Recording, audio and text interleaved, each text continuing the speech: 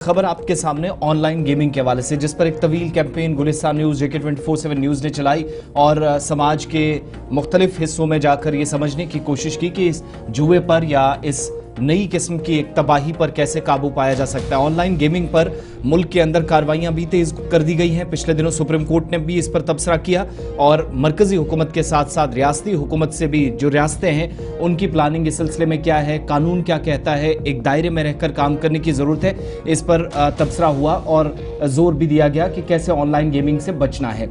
लेकिन enforcement directorate जो ये तहकीकाती एजेंसी है, इसने भी अपना काम तेज कर दिया है।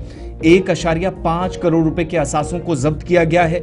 मुख्तलिफ मकामात पर छापेमारी की गई है और कई एक रियासतों के अंदर जहां पर 39 लाख रुपए कैश, फोन, सिम कार्ड्स और डिजिटल एविडेंसेस या जो शवाहिद थे वो एनफोर्समेंट डायरेक्टरेट के हाथ लगे हैं। ये कार्रवाइयां उस वक्त हुई हैं जब ऑलरेडी मुकदमा दर्ज किया गया था।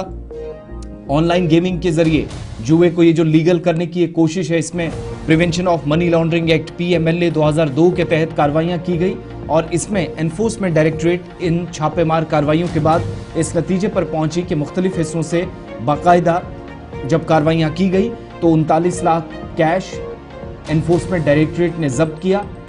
कई मोबाइल फोन जब्त किए गए जहां से ये सारा जुआ और ये जो नेटवर्क है वो काम कर रहा था। सिम कार्ड्स पकड़े गए, जो गेमिंग एक्टिविटीज या जो गेम्स खेल रहे थे इनके जरिए जहां पर पैसा सारा इकट्ठा करके गैर कानूनी तरीके से ये जो कमाई का एक जरिया था उसको खत्म करने की कोशिश हुई।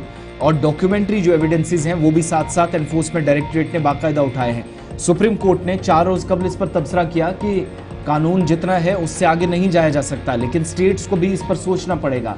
और ऑनलाइन गेमिंग एक बहुत बड़ी समस्या है, परेशानी है, इस बात का एतराफ सुप्रीम कोर्ट की खुसूसी बेंच ने भी किया। लेकिन इससे आगे रास्ता क्या है ये समझने वाली जरूरत है। और एक बड़ी बात इसमें कि असर रसूख रखने वाले लोग, जिसमें फिल्म सेलिब्रिटीज हैं, स्पोर्ट्स सेलेब्स हैं, वो तमाम लोग आगे आकर जिस तरीके से पैसा कमाने का एक जरिया नौजवान तलाश रहे हैं उनको सामने लाना, इसका मतलब यह है कि मौजूदा वक्त में ऐसा काम जो किया जा रहा है ये सबसे खतरनाक है और शायद ऐसी परेशानी भी बढ़ सकती है कि आने वाले दिनों में आप इस पर काबू बहुत मुश्किल से पाएं।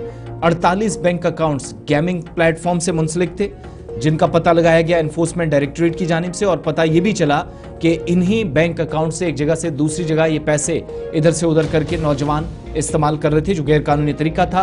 1.5 करोड़ रुपए केस में अलग अलग जगहों पर छापेमारी हुई है।